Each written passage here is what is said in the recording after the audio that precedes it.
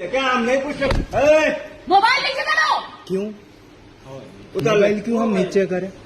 क्या हुआ?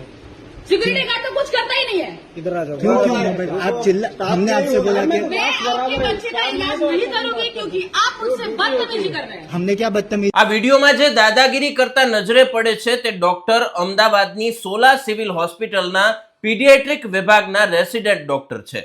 ઘટના કંઈક એવી બની હતી કે ગઈકાલે રાત્રે એક વ્યક્તિ પોતાની ભત્રીજીને લઈ અને સોલા સિવિલ હોસ્પિટલમાં સારવાર માટે આવે છે. દરમિયાન ત્યાં કોઈ ડોક્ટર હોતું નથી. ત્યારબાદ જ્યારે આ ડોક્ટર આવે છે ત્યારે થર્મોમીટર આવી રીતે કેમ રાખ્યું છે તેને લઈને દર્દીના સગાવાલા સાથે બોલાચાલી થાય છે.